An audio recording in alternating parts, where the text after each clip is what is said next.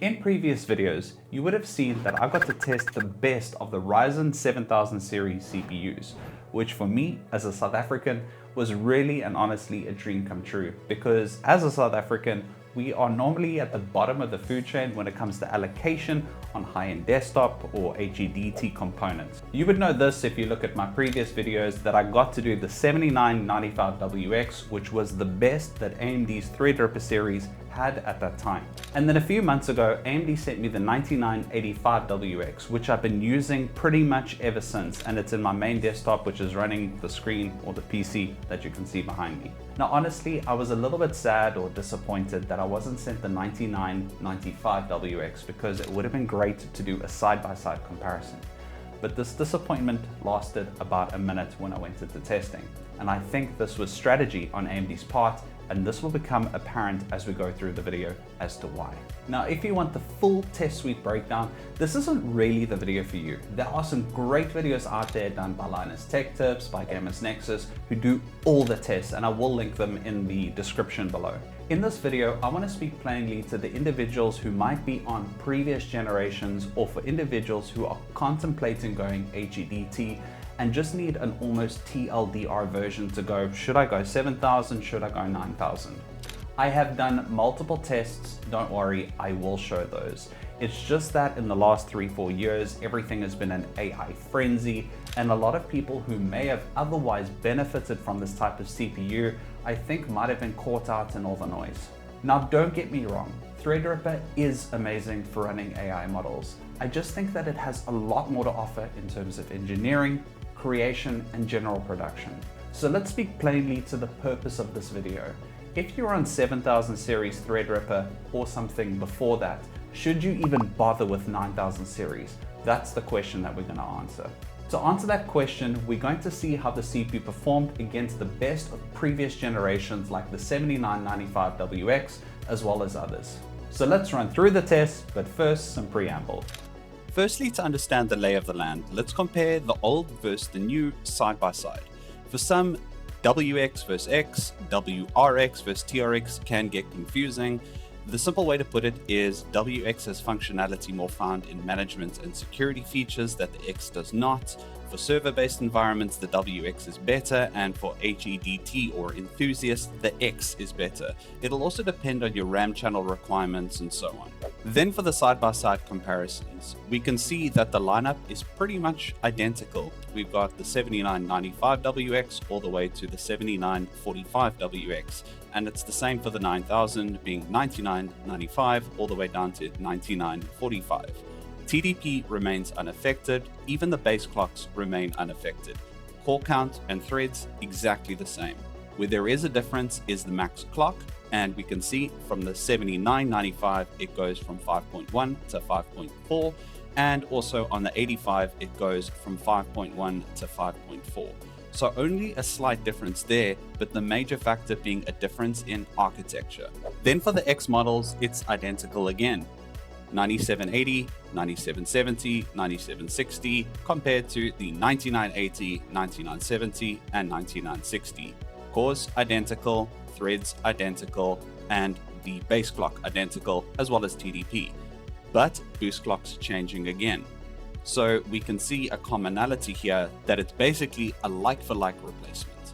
But before we run into the testing, it needs to be noted when I last ran the 7995WX, I ran it on a WRX environment, which quote unquote unlocks all the features, even though I didn't use them, but it did give me access to 8 channels of memory and I utilized them all.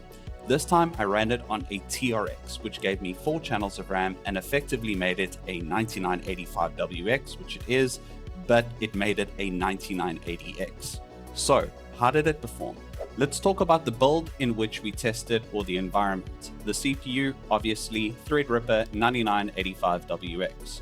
The first change is obviously the motherboard. We have a Gigabyte TRX50 Aero D.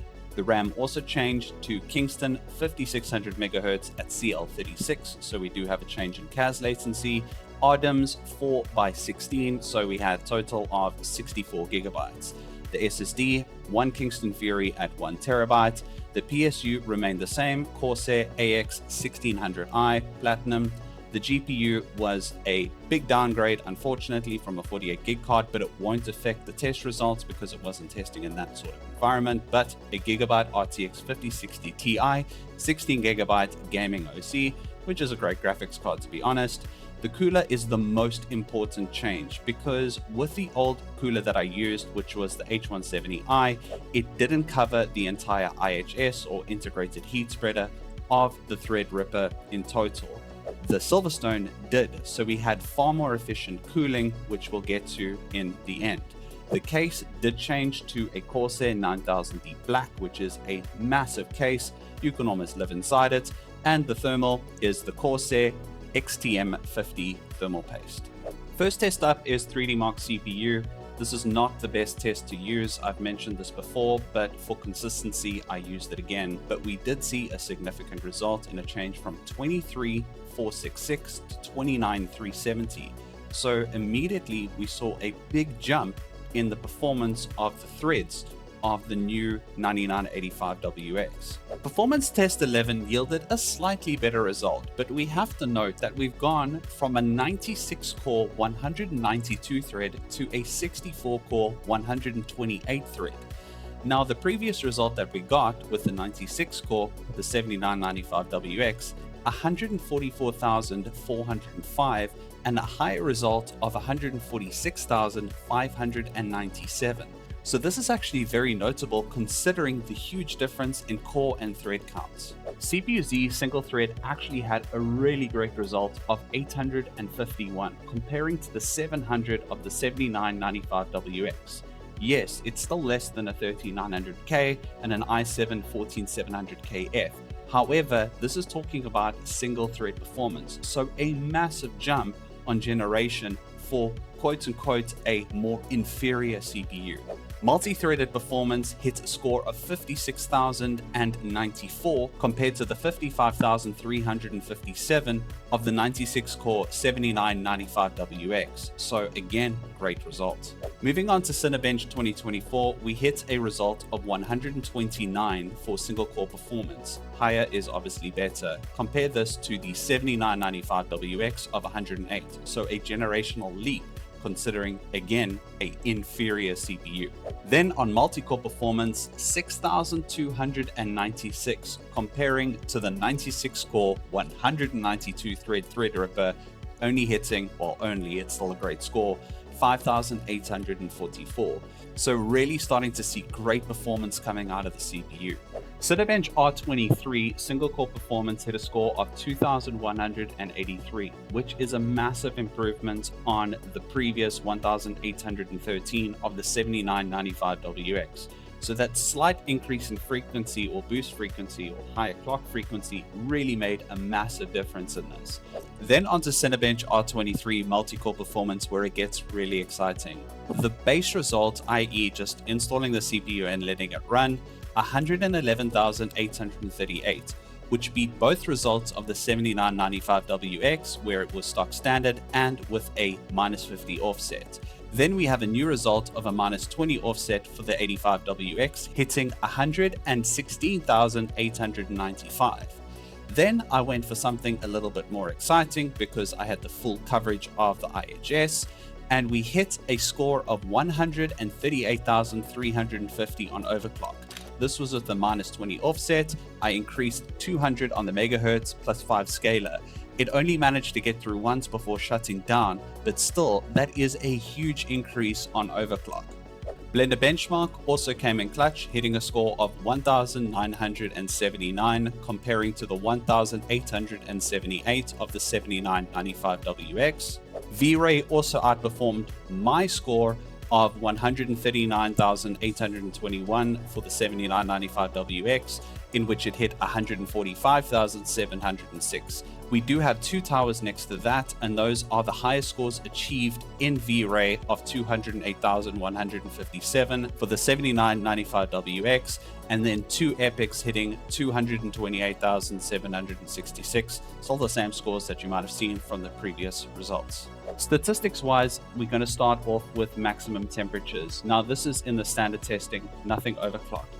Max temperature in Cinebench 2024, 68. R23, 63. Ada, when I stressed the CPU and FPU, 69, and Blender, 68. Power draw was consistent for all tests, hitting the max of 350. Then max frequency and core effective. I'm not going to read out all of these scores, but we can see that it hit what it said it was going to hit at 5,400, slightly over 5,412, 5,415, and 5,415, with a lower result on the stress test from Ada. I think that the results speak volumes already. And when AMD made me aware that the 9000 series was coming out, I was honestly like, okay, yeah, how much better can it get? And apparently a lot better. I also hope that my explanation of WX versus X may have cleared some confusion, as well as the entire range as a whole. But again, a rehash, a reiteration, whatever you want to call it, I was honestly blown away by just how much one generation could increase performance. Now, one disappointing factor is that anyone who wants to enter the space at this point in time may find it very cumbersome with the amount of costs that they're going to incur, because RAM prices are through the roof and NAND flash for SSDs are also through the roof. The nice thing for anyone on 7000 series is it's a direct swap out because it's the same socket set, so you can go from 7000 to 9000 and get that upgrade if you want to.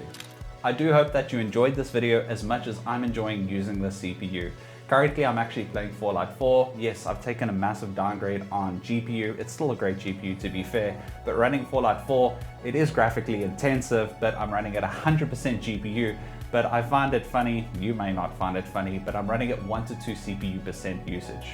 That's not to say that the CPU has been designed for gaming, it's just because of that high frequency on single core, it's made it extremely dynamic and able to do so many things, and having a 256 meg L3 cache certainly helps. If you've got any questions, please feel free to leave them in the comment section below. I hope you guys enjoyed this. Cheers guys, goodbye.